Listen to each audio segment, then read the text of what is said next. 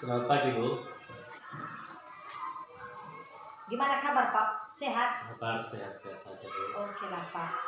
Jadi Pak, saya ucapkan terima kasih kepada Bapak di mana Bapak dalam hal ini dapat meluangkan waktu kepada saya dalam menyelesaikan demonstrasi kontekstual model 3.1 tentang pengambilan keputusan berbasis nilai-nilai kebajikan sebagai seorang pemimpin. Jadi dalam hal ini Pak, saya akan mewawancarai Bapak. Mungkin selama Bapak menjadi pemimpin di sekolah kita ini, mungkin banyak pengalaman-pengalaman yang menjadi kasus-kasus, ya kasus dilema etika atau rujukan moral yang Bapak temui. Jadi dalam hal ini Pak, saya akan mewawancarai Bapak. Yang pertama, bagaimana Bapak dapat mengidentifikasi kasus-kasus yang merupakan dilema etika atau rujukan moral yang terjadi di SD kita, SD Negeri 0750 29 Delana ini Pak. Baik, terima kasih. Jadi Bu, setiap sekolah pasti terdapat berbagai kasus-kasus yang sifatnya dilema etika dalam mengambil sebuah keputusan. Ini maksudnya bila ada sesuatu kasus atau masalah, maka kalau kita ambil suatu kebijakan untuk menyelesaikannya, tentu kita harus memperhatikan dampak positif dan dampak negatif. Misalnya kasus kurangnya minat siswa dalam belajar, maka kita harus mengidentifikasi mengapa hal itu terjadi. Ya mungkin karena siswanya kurang motivasi dari orang tuanya atau kurang motivasi dari guru di sekolah. Jadi dalam hal ini kita juga harus mengambil keputusan mengapa siswa ini kurang aktif tidak belajar. Mungkin karena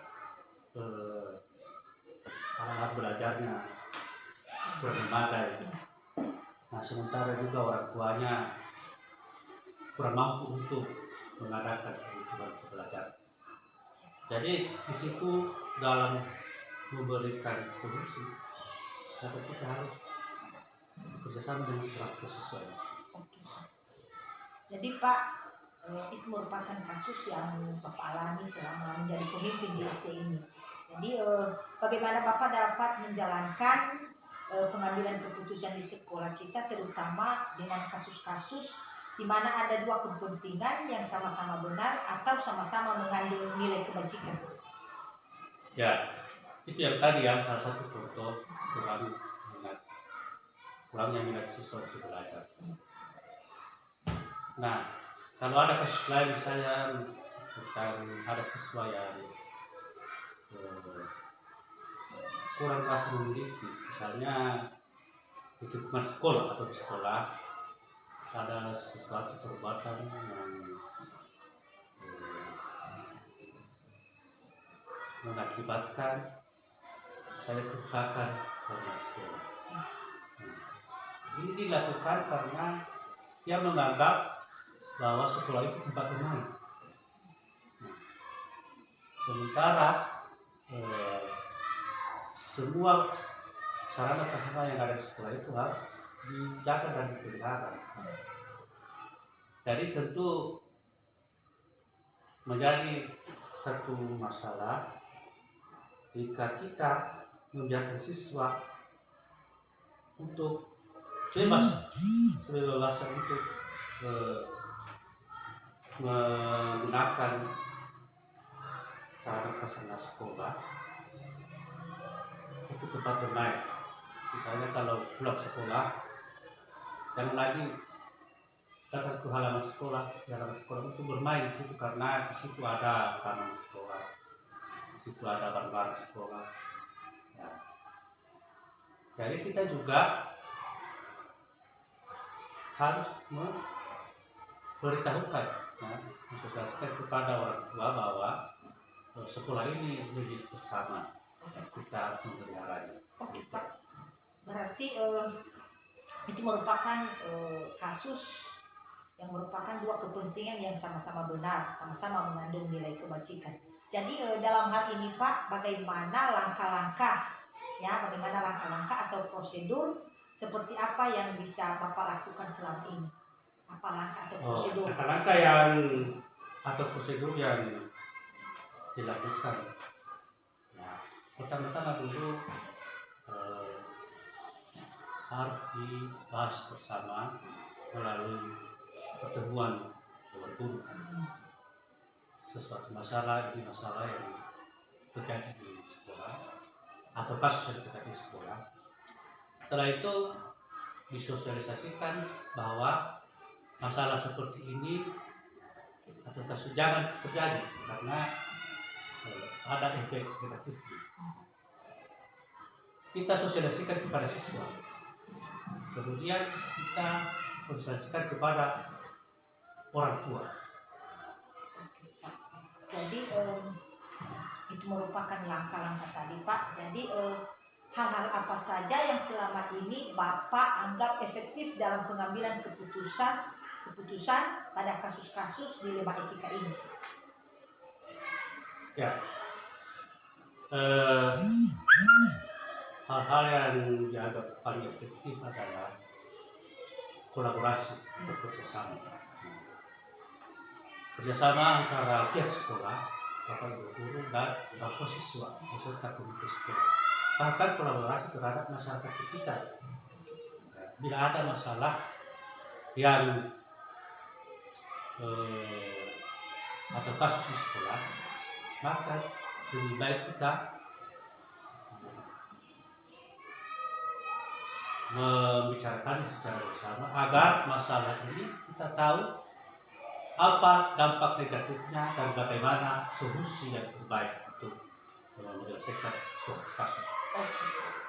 Jadi apakah Bapak memiliki sebuah tata cara atau jadwal tertentu dalam sebuah penyelesaian kasus dilema etika ini?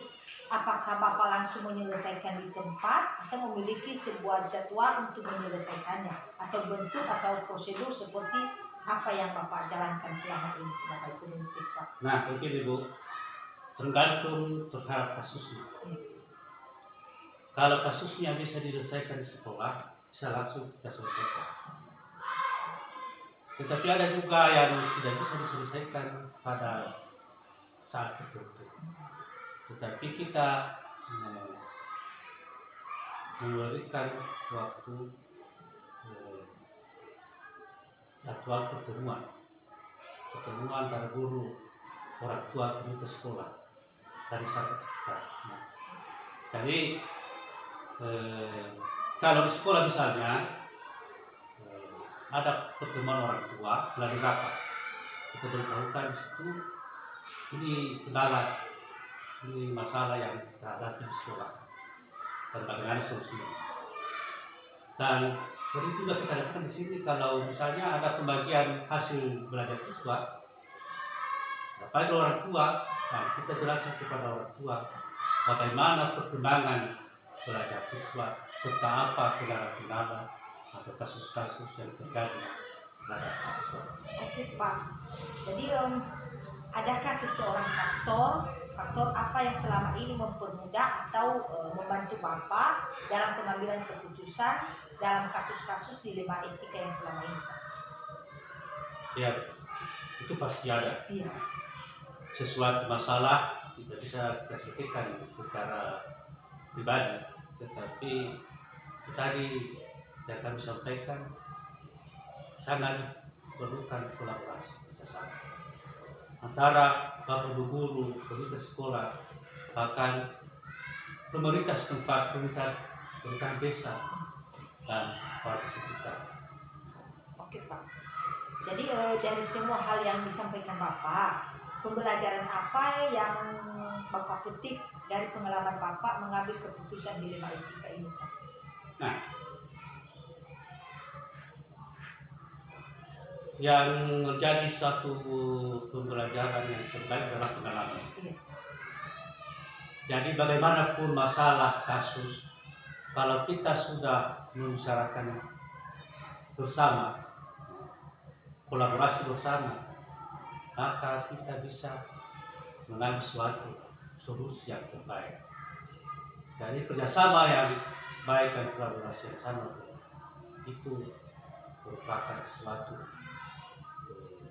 hal yang terpenting di dalam mengambil suatu keputusan pada suatu kasus atau masalah yang terjadi di sekolah. Oke lah, terima kasih Pak atas kesempatan yang telah Bapak luangkan. Semoga Bapak dapat menjalankannya sebagai pemimpin di sekolah SD Lelana ini. Semoga kasus-kasus ini dapat teratasi dengan baik. Terima kasih Pak. Terima kasih. Yahoo Pak.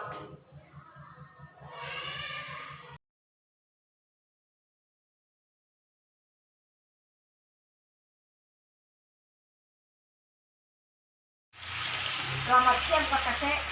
Siang, gimana Pak? Bagaimana kabarnya Pak Kase? Sehat. Terima kasih Pak. Jadi begini Pak, terima kasih Bu kesempatan yang Bapak luangkan kepada saya. Sama Bu. Di mana dalam hal ini saya sebagai calon guru penggerak angkatan 8. Jadi saya akan mendemonstrasikan tentang pengambilan keputusan berbasis nilai-nilai kebajikan sebagai pemimpin.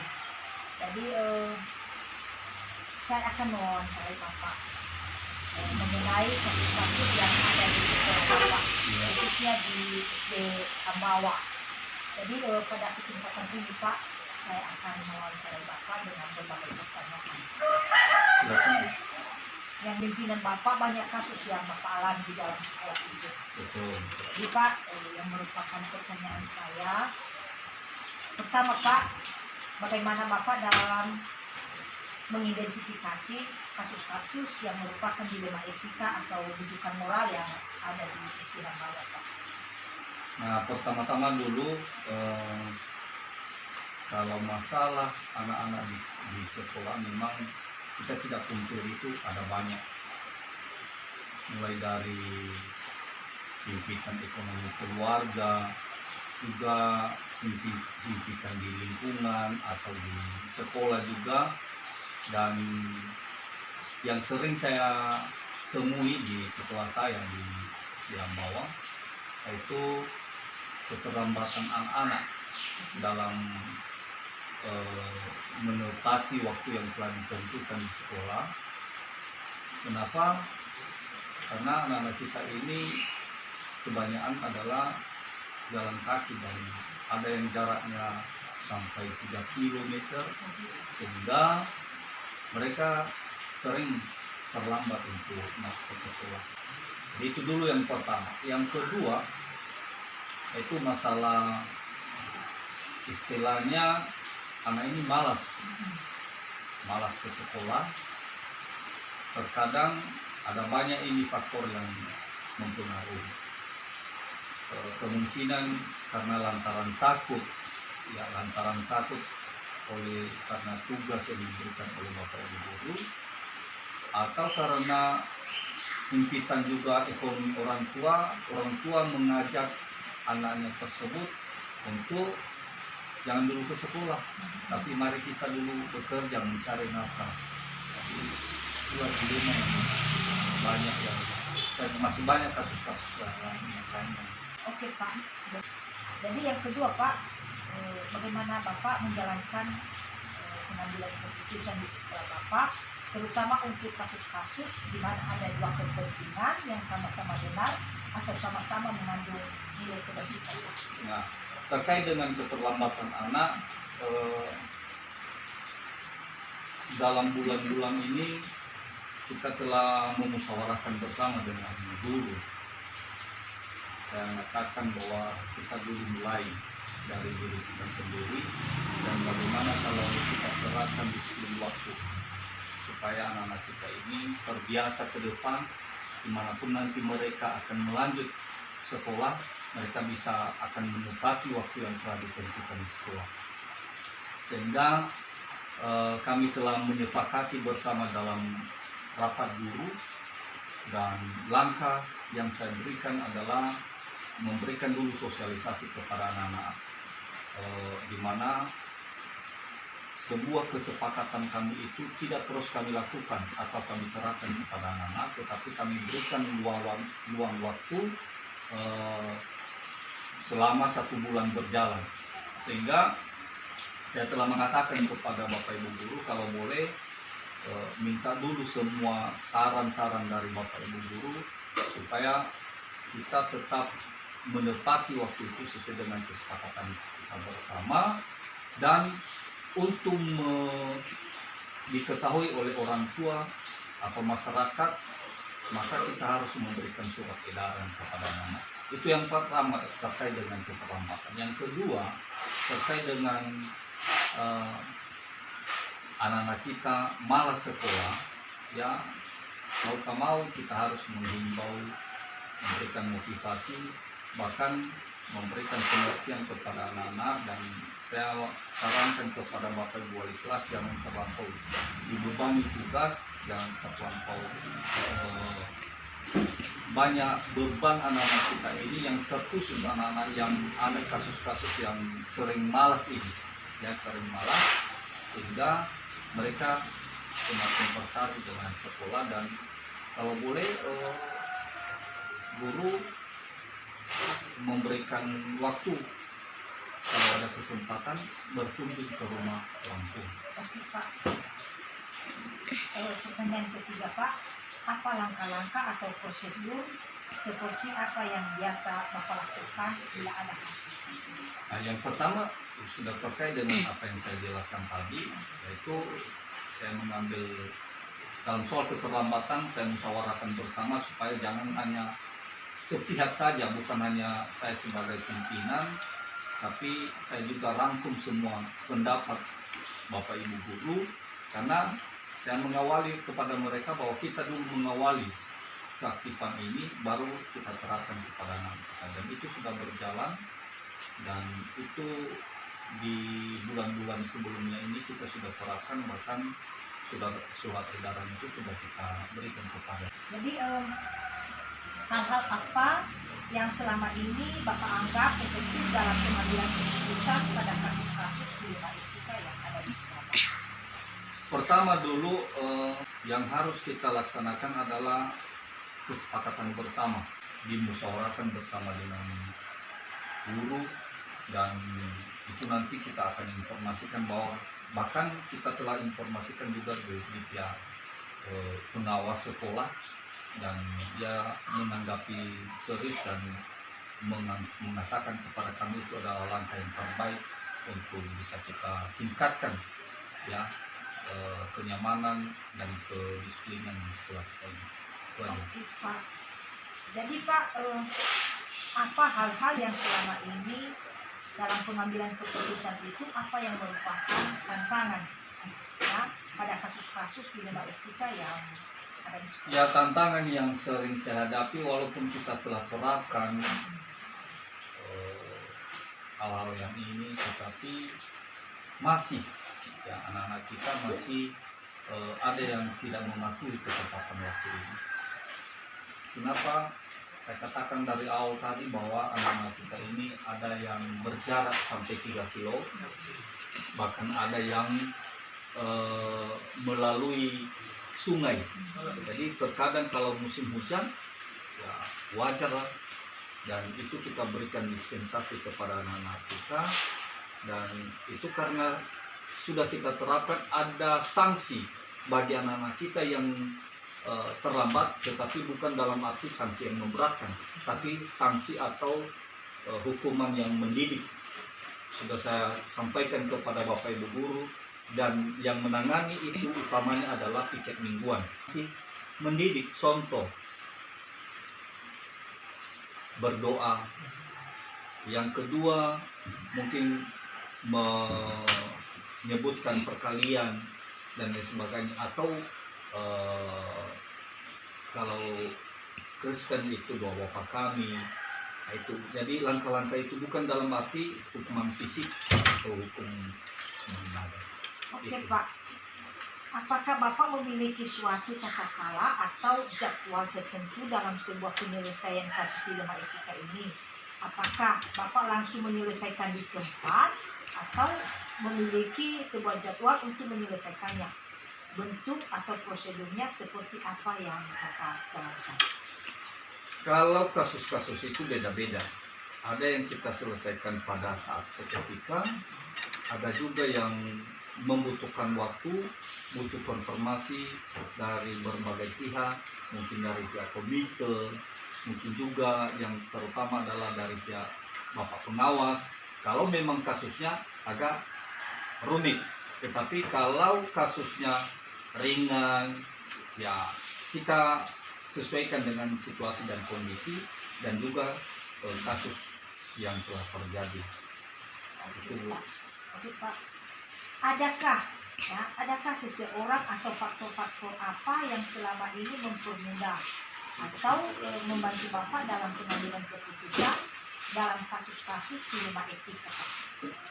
Ada banyak lah Bu, terutama dulu pihak dari Bapak dan Ibu guru, terutama ini yang sering berkecimpung kepada anak-anak itu adalah sebagai guru wali kelasnya. Jadi kita meminta sumbang saran dari mereka, hal-hal apa saja juga yang mereka hadapi di dalam kelas, dan juga guru pelajaran baru kita rangkum dan kita ambil sebuah kesepakatan dalam musyawarah di internalnya guru.